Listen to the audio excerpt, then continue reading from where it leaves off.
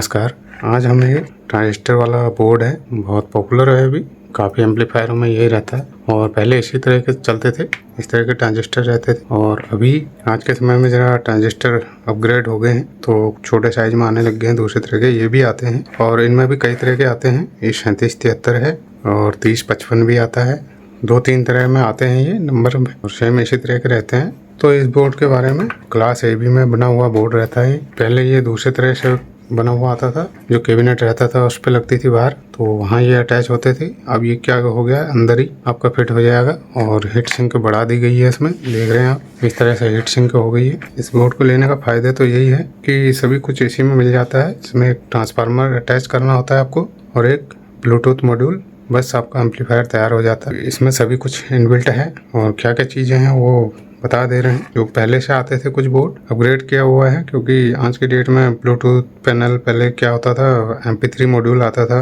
तो उस तरीके का इनपुट आउटपुट के लिए कनेक्शन रहते थे। तो अभी इसमें फैसिलिटी बता देता हूँ, इसमें आपको कुछ भी नहीं करना है, एक ट्रांसफार्मर और एक ब्लूटूथ मॉड्यूल यही जोड़ने होते हैं। और ब्लूटूथ मॉड्यूल के लिए भी जो जोड़ने के लिए होते हैं वो कनेक्टर इसी में दिए हुए हैं, आपको कुछ भी नहीं करना है, खाली पैनल ला के और उसमें ये फिट कर देने हैं। 5 वोल्ट के लिए ये मिल जाता है, पावर के लिए, सिग्नल के लिए हो जाता है। तो ये हो गया। बाकी बेस और वॉल्यूम के, बैलेंस के और बेस ट्रेबल स्टीरियो में होता है 2 चैनल में, तो उसी हिसाब से इसमें सब कुछ कंट्रोल भी आपको मिल जाते हैं। इसमें आपको फुल कंट्रोल भी मिल जाता है। कंट्रोल के लिए मैं बता देता हूँ क्या क्या चीज़ें इसमें हैं। जैसे कि अभी देख रहे हैं, ये वॉल्यूम हो जाता है, मेन वॉल्यूम ये वाला, और वॉल्यूम के साथ ही जो अटैच रहता है एक 3 पिन में रहता है, जो वो बैलेंस के लिए होता है। और बाकी ये दोनों बेस और ट्रिबल के लिए हो गए। तो कंट्रोल भी इसी के साथ ही आ जाते हैं। कुछ बोर्ड ऐसे भी आते होंगे जिसमें नहीं रहते हैं, तो अगर आपको कनेक्शन करने में कोई दिक्कत होती है उसमें, तो आप हमारे वीडियो देख लें। और पुरानी सेपरेट एक वीडियो बनी हुई है कनेक्शन के ऊपर भी, कैसे कैसे कनेक्शन करने होते हैं, इस तरह से मैं दिखा भी देता हूँ आपको, आप लोगों को जानकारी मिल जाए इससे। और जो नया से नया भी कोई बनाना चाह रहा है तो उसको भी कोई इतनी दिक्कत नहीं है, कुछ नहीं जानता है वो भी इसको असेंबल कर सकता है। इसको बोर्ड में फिट ही करना है चेचिस के अंदर, और बाकी ट्रांसफार्मर के कनेक्शन करने हैं।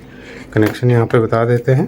कनेक्शन के लिए यहाँ पे दिया हुआ है ये वाला जो ज़्यादा हरा हुआ है, ये इस ट्रैक पे आपको ग्राउंड लगा देना है। अगर आपके ये यहाँ पर कनेक्शन आप तब करेंगे जबकि आपके पास DC सप्लाई हो, यानी कि रेक्टिफायर अलग से बना हुआ हो। और अगर आप सीधा AC ट्रांसफार्मर को ही जोड़ना चाहते हैं तो यहाँ पे जोड़ेगा, एक यहाँ पर, एक यहाँ पर, और ग्राउंड यहीं जुड़ जाएगा। तो यही इसके कनेक्शन है। और बाकी स्पीकरों को आपको यहाँ जोड़ना है, ये ग्राउंड हो जाता है जहाँ G लिखा हुआ है। स्पीकर लेफ्ट यहाँ पे लिखा हुआ है, एक को आप यहाँ लगा देंगे, एक को यहाँ लगा देंगे, बस आपका एम्पलीफायर तैयार। तो इसमें आपको सप्लाई देनी है, 18018 लेना है, वो सबसे बढ़िया रहेगा। और आउटपुट भी ठाक मिल जाएगी आपको, 150 वाट तक की आउटपुट ये आपको दे सकता है। तो कनेक्शन इसमें कोई इतना खास है नहीं। और ट्रांसफार्मर के कनेक्शन मैंने आपको बता ही दिए हैं।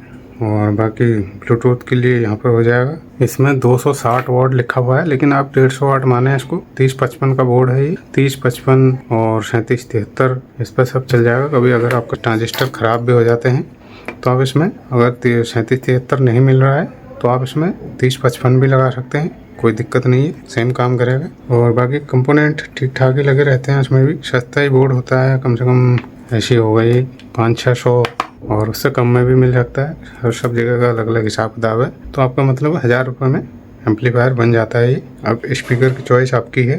600 मानेंगे तो कम से कम 200-250 तक का आपका ट्रांसफार्मर भी आ जाएगा, एल्युमिनियम में लेंगे तो। और अगर वैसे लेंगे 18018 में तो वो ज़रा महंगा पड़ जाएगा। अच्छा चाहिए तो कॉपर में लीजिए, और नहीं तो एल्युमिनियम में भी ले लीजिए, कोई दिक्कत नहीं है ऐसी। बस यही है, एल्युमिनियम पे आप ज़्यादा लोड नहीं दे सकते हैं, क्योंकि एल्युमिनियम के जो ट्रांसफार्मर होते हैं तो वो ज़्यादा टिकाऊ नहीं होते हैं। अगर उन पर ज़्यादा लोड आएगा तो वो मेल्ट हो जाता है, गल जाता है, क्योंकि एल्युमिनियम गल जाता है ज़्यादा हीट होने पे। कॉपर काफ़ी टाइम तक झेलता है, बस यही फ़र्क होता है, इसीलिए वो महंगा भी होता है। तो वीडियो को यहीं पे समाप्त कर देते हैं, मिलते हैं फिर अगली वीडियो में। तब तक के लिए नमस्कार, थैंक यू, धन्यवाद।